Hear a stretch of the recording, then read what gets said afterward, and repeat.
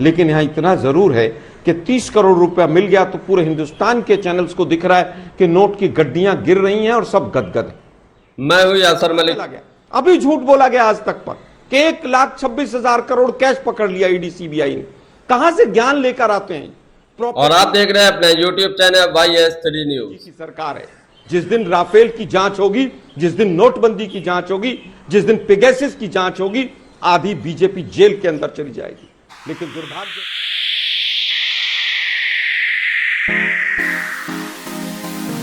कांग्रेस प्रवक्ता आलोक शर्मा ने बीजेपी प्रवक्ता और साथ ही साथ गोदी मीडिया एंकर अंजना ओम कश्यप की तब धज्जियां उड़ा दी जब अंजना ओम कश्यप आलोक शर्मा से भ्रष्टाचार पर सवाल कर रही थी। वहीं बीजेपी प्रवक्ता भी भ्रष्टाचार पर आलोक शर्मा से सवाल कर रहे थे। तब आलोक शर्मा को भयंकर गुस्सा आ जाता है और आलोक शर्मा ऐसी ऐसी बात कहते हैं जिससे अंजना ओम कश्यप को मिर्ची लग जाती है। अंजना ओम कश्यप बिल्कुल खामोश हो जाती है क्योंकि भ्रष्टाचार पर जिस तरीके से बात की जाती है और जिस तरीके से ईडी की कार्रवाई सिलेक्टिव हो रही है, जो आलोक शर्मा ने आरोप लगाया है, और जिस तरह से ईडी की जो कार्रवाई होती है वो विपक्षी नेताओं के यहाँ पर होती है, यही आलोक शर्मा ने इसी मुद्दे को लेकर बीजेपी प्रवक्ता और अंजना ओम कश्यप की धज्जियां उड़ाई। आप ये पूरी डिबेट जरूर देखकर जाइए। और साथ ही साथ अंजना ओम कश्यप फिर से वही काम करने लगी, क्योंकि पहले वो थोड़ा बहुत सवाल पूछ लेती थी, लेकिन इस डिबेट में उन्होंने कोई सवाल बीजेपी प्रवक्ता से भ्रष्टाचार पर नहीं पूछा, जिसके बाद आलोक शर्मा ने उनकी भी बैंड बजा दी। आप ये पूरी डिबेट जरूर देखकर जाइए। अगर बीजेपी के किसी मंत्री के पीए के नौकर के घर से 30 करोड़ बरामद होते तो आपकी मतलब आपका जो आक्रामक अंदाज है वो कुछ और ही होता आज। लेकिन चूंकि देखिए ना, वही हाल है आपका। चूंकि आपके गठबंधन के साथी हैं तो आप उनके लिए भी बैटिंग करने को तैयार हैं। आप कह रहे हैं जांच हो, लेकिन यही अगर बीजेपी के किसी मंत्री के पीए के नौकर के घर से मिलता तो आपके आक्रामकता का स्तर कुछ और नहीं होता। आलोक जी, आपको नहीं लगता है कि ऐसे लोग लोकतंत्र को जो खरीदने निकलते हैं पैसों के दम पर, वो सारी लाइनें जो आपकी आती हैं एकदम धारा प्रवाह बोलते हैं, बड़ा अच्छा बोलते हैं, वो आज भी आपको बोलना चाहिए? मैं बिल्कुल आज भी बोल रहा हूं। मैं 3 एग्जाम्पल देता हूं। पूरे देश को गुमराह किया इसी सरकार ने, और आज भी कर रहे हैं कि 1,76,000 करोड़ का घोटाला 2G में हुआ। पूरे हिंदुस्तान के मीडिया ने सब कुछ दिखाया, 2.5 महीने तक संसद नहीं चली। उसके बाद क्लीन चिट किसने दी? इसी बीजेपी की सरकार ने। जिस समय पर नोटबंदी हुई, 13,000 करोड़ रुपया अहमदाबाद में एक बीजेपी के लीडर के यहाँ मिला था। वो बीजेपी का लीडर कहाँ है आज देश को नहीं पता है। हम तो उस दिन भी धारदार थे, आज भी धारदार हैं। नोटबंदी में कितना पैसा अहमदाबाद डेवलपमेंट बैंक जो था उसमें जमा हुआ कैश, वो भी पिछले 1 हफ्ते में उसकी जांच कभी ईडी सीबीआई करेगी? तो वो पैसा कहां से आया है? धीरज साहू का नाम सबने लिया। आज आप नोट की गड्डियां गिरती हुई दिखा रही हैं। धीरज साहू के बेसमेंट में भी आपने सभी चैनल्स ने दिखाई थी कि गड्डियां गिर रही, लेकिन उसके बाद क्या हुआ?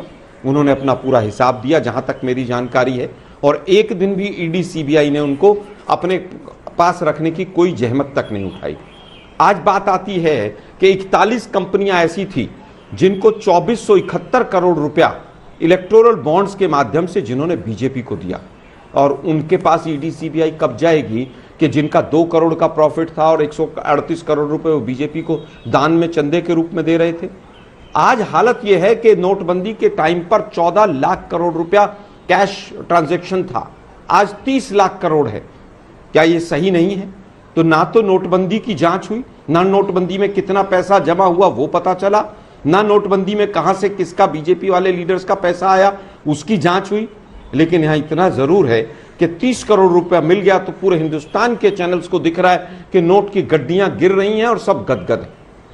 लेकिन क्या जो गदगद वाली बात, ये इलेक्टोरल बॉन्ड से सुप्रीम कोर्ट ने जो तमाचा लगाया था इस सरकार के ऊपर कि इलीगल है, अनकॉन्स्टिट्यूशनल है, तब किसी ने भी कहा कि यहां पर जाकर जांच होनी चाहिए? क्या इन तमाम कंपनियों के खिलाफ एफआईआर होकर रेड नहीं होनी चाहिए कि चाहे वो कांग्रेस को उसने पैसा दिया हो चाहे किसी को दिया हो? एक इंडियन एक्सप्रेस की न्यूज आई थी कि 25 में से 22 कंपनियां ऐसी थी जिनके ऊपर या तो ईडी की रेड चल रही थी, या रेड बंद हो गई थी, या बंद कर दी गई। रेड होती है, अगले हफ्ते पैसा पहुंचता है, फिर 3 महीने बाद दोबारा रेड होती है, फिर 1 हफ्ते बाद फिर पैसा पहुंच जाता है। मुझे लगता है कि बहुत गंभीर विषय है ये कि जिस तरह से सेलेक्टिव अप्रोच, कल चुनाव है, कल वोटिंग है, आज कार्रवाई हो रही है। अब अंजना जी, समाज आप कार्रवाई देखिए ना क्या हो, हाल है। ये नोट का इतना मिलना बड़ा आपको ये भी पैसा गलत मिलता लग रहा है। ये नोट वहां इतना पर पड़ा बड़ा रहता, पैसा छिपा मिलता रहता है। तो बेटर होता। एक सेकंड कमाल है। आलोक जी देखिए, यही बोल रहे हैं। कुछ यही बातें बोल रहे हैं। होती हैं जो कि एकदम अस्वीकार्य होती हैं। नहीं, मैं बोलना शुरू नहीं हुआ, जब अंजना जी, धीरज बीजेपी साहू के के घर प्रवक्ता से बोल रहे पैसे हैं। मिले थे तब भी चैनल्स ने मतलब आज तक ने दिखाया था। सुनिए ना, जब हम लोग आज दिख रहा है तब भी था, और जब इलेक्टोरल बॉन्ड था तब तो आप ही ने मेरे साथ कितनी बहस की है। लेकिन एजेंसीज की कार्रवाई रुकने की क्या जरूरत है? रोकने की क्या जरूरत है? मतलब नहीं, जब मैं पैसे की आपकी बात नहीं बरामदगी कर रहा हो हूं, रही अंजना है जी। तब भी अंजना आप जी, कह रहे मेरा हैं कि ये कहना है गलत कि है। क्या इलेक्ट्रोल बॉन्ड्स वाली कंपनियों के यहाँ ईडी सीबीआई गई? मैं आज तक के ऊपर प्रश्न चिन्ह नहीं लगा रहा हूं, आज तक ने दिखाया। ठीक मैं है, केवल जवाब ये दीजिए कह रहा हूं कि प्रत्युष साहब। ईडी सीबीआई ने क्या उनके यहाँ पर एक भी रेड प्रत्युष साहब, जवाब दीजिए। क्या वहां पर एक भी चिट्ठी गई उनके यहाँ? और जो है। एमएलए मेरा महाराष्ट्र ये से बोलना जवाब है दीजिए। अंजना जी गिराई गई इनकम टैक्स के कि ये माध्यम से, दिखाता है उनकी कार्रवाई कहां कि तक आगे आप बढ़ी? हाल देखिए कि इतना बड़ा चोरी का पैसा मिला और इनको दर्द किस बात का है कि ये पकड़ा क्यों गया। ये चोरी का पैसा पकड़ा जाना दर्द का विषय होता है। ये दिखाता है कि इन लोगों ने करप्शन को और जो ब्लैक मनी की पैरेलल इकोनॉमी है उसको ये स्टैब्लिश करना चाहते हैं इस देश के अंदर में।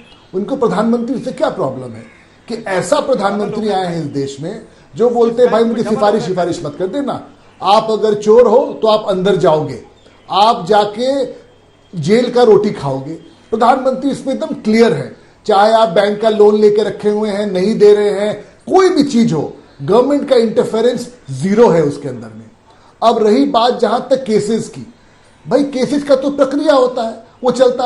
अब हेमंत बिस्वा सभा लोग बहुत परेशान रहते हैं, उन पे तो कभी कोई केस ही रजिस्टर नहीं हुआ आज तक। वो बेचारे लिख लिख के चैलेंज करने के बताओ कौन सा केस है, पर क्योंकि वो राहुल गांधी का रियल चेहरा देश को दिखाए तो ये तो इनको पच नहीं रहा है। इनको 30 करोड़ का पैसा दिख रहा है कि वेलफेयर स्कीम में जो पैसा लगना था वो एक पीए के नौकर के घर में है, तो उसको जस्टिफाई करने के लिए पहुंच चुके हैं। अब बोल रहे बड़ा गलत हुआ, इनकम टैक्स और ये सीबीआई और ये सब मोदी जी के कहने पे चल रही है। भाई चोरी का पैसा नहीं पकड़ेगी तो किसका पैसा पकड़ेगी? एजेंसीज का काम है। हमारा जब संविधान बना था तो सबका रोल उसमें डिफाइंड है, जुडिशरी का रोल डिफाइंड है, इलेक्शन कमीशन का रोल डिफाइंड है, वैसे एजेंसीज का भी रोल डिफाइंड है। सीआरपीसी और आईपीसी जो बना था वो बिल्कुल लॉ को क्लैरिफाई करता है क्या करना है। तो चोर को नहीं पकड़ेंगे तो किसको पकड़ेंगे? और आपको इस पे तकलीफ हो रही है, आप लोग आपको तो आते ही बोलना चाहिए कि बहुत दुख का बात है कि जो पैसा गरीबों के बीच में होना चाहिए था, उनके काम में हो जाए, वो पकड़ा गया है। आपको मोदी जी को आके मुबारकबाद देना चाहिए, बधाई देना चाहिए कि आपने ऐसे देश का निर्माण कर दिया है 10 साल के अंदर में जो किसी भी तरह से चोरी को बर्दाश्त नहीं करता है।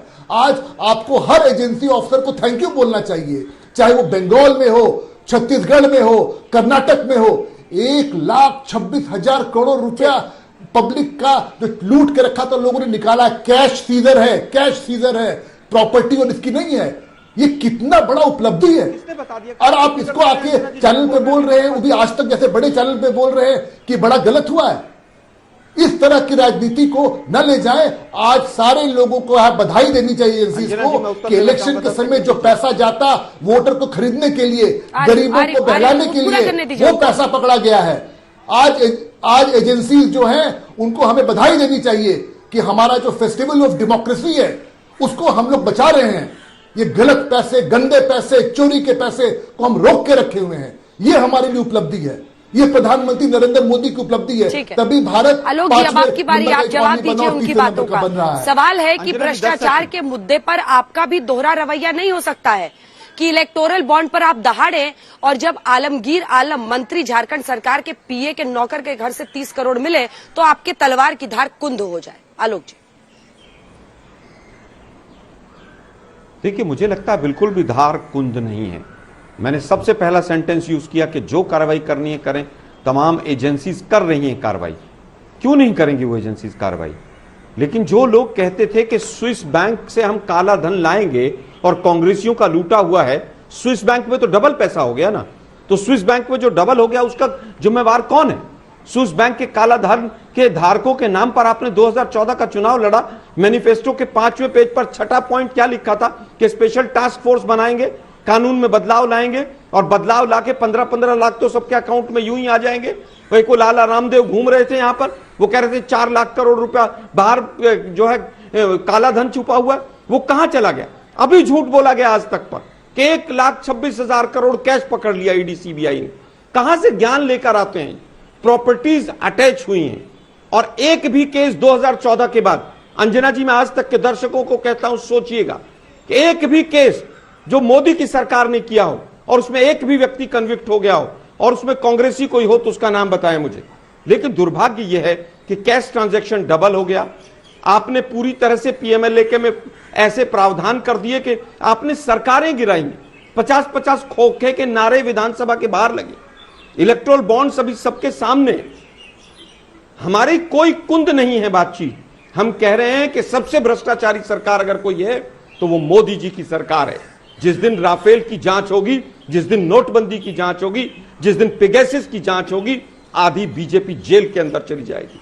लेकिन दुर्भाग्य है कि आज जांच एजेंसीज उनकी मुट्ठी में ठीक है। और जांच एजेंसीज के माध्यम से उनको जो कराना है कर लेते हैं। राहुल गांधी जी से कि कभी बैठ के समय मिले तो संविधान देश का पढ़ लें, कभी प्रियम्बल पढ़ लें देश का हमारा, तो इस तरह की बातें करना वो छोड़ देंगे।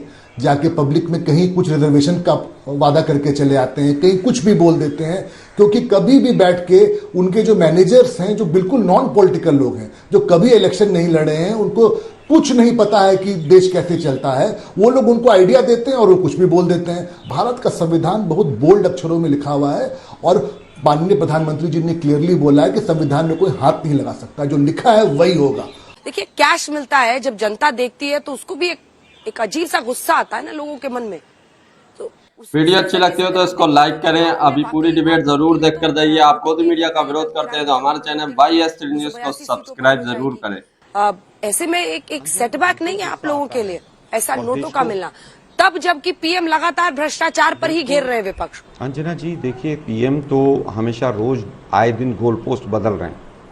अभी वो मंगलसूत्र खो जाएगा किसी का, कांग्रेस ले जाएगी, फिर कह रहे थे एक कमरा ले जाएंगे, फिर भैंसिया खुल रही थी, और उसके बाद आज वो भ्रष्टाचार की बात कर रहे हैं। क्योंकि कल चुनाव, मैं तो पूछ रहा हूँ 8 करोड़ रुपया कर्नाटक में बीजेपी के एमएलए के यहाँ मिला था, उसके यहाँ ईडी सीबीआई गई है क्या? वो तो वहाँ की लोकल पुलिस ने पकड़ा था। ये बीजेपी के मेरे साथी बड़ा भारी भारी उसमें बड़ा वो बता रहे हैं कि ऐसा होना चाहिए, और राहुल जी क्यों नहीं बोल रहे हैं? वो 8 करोड़ रुपया जब मिला था तो मोदी जी ने तो स्टेटमेंट जरूर दी होगी। अभी इन्होंने एक झूठ बोला, उसको भी मैंने पकड़ के देश के सामने रखा। 40% की कमीशन की सरकार कर्नाटक में चल रही थी, जनता ने उखाड़ कर फेंक दिया। किस किस नेता के यहाँ ईडी और सीबीआई गई थी? तमाम नेताओं ने कहा वहां पर ठेकेदार ने सुसाइड तक कर लिया। क्या वहां पर ईडी सीबीआई गई थी कि किस किस को कमीशन दिया था? 1,76,000 करोड़ का जब घोटाला देश के सामने रखा गया था तब भी देश बहुत गुस्से में आया था, और पूरा मीडिया भी और पूरी संसद भी और सब कुछ हिल गया था। लेकिन उसका अंत क्या हुआ? बीजेपी के लोग सेलेक्टिव काम करते हैं। भ्रष्टाचार पर लड़ाई लड़नी है तो पेगासस की जांच कराइए ना, नोटबंदी की जांच कराइए ना, राफेल की जांच कराइए ना। जिन जजों ने, जो सुप्रीम कोर्ट के जजेस ने जिस भी मुद्दे पर बीजेपी की सरकार को कहीं ना कहीं फायदा पहुंचाया, वो या तो राज्यसभा चले गए या वो कहीं ना कहीं गवर्नर बन के बैठ गए। ये भी पूरे देश ने देखा है। तो दोस्तों, आपने ये पूरी डिबेट देखी। आपको ये डिबेट देखकर कैसा लगा अपनी राय कमेंट बॉक्स में जरूर बताकर जाइए। और जो आलोक शर्मा ने भ्रष्टाचार पर बीजेपी प्रवक्ता से सवाल किए हैं और जो गोदी मीडिया एंकर अंजना ओम कश्यप से सवाल किए, उससे आप कितना सहमत हैं? और जो अंजना ओम कश्यप ने बीजेपी प्रवक्ता से एक भी सवाल नहीं किया भ्रष्टाचार को लेकर, क्योंकि जितना भी भ्रष्टाचार के सवाल थे वो सब आलोक शर्मा यानी कांग्रेस के प्रवक्ता से अंजना ओम कश्यप करती रही। उसको लेकर आप क्या कहते हैं? अपनी राय कमेंट बॉक्स में जरूर देकर जाइए। और जो ईडी की कार्रवाई हो रही है विपक्षी नेताओं के यहाँ पर, ज्यादातर जो आलोक शर्मा ने आरोप लगाया है, उसके बारे में आप लोग क्या कहते हैं? उसके बारे में भी अपनी राय कमेंट बॉक्स में जरूर देकर जाइए। अगर आप भी गोदी मीडिया का विरोध करते हैं तो हमारे चैनल YS3 न्यूज को अभी सब्सक्राइब करें।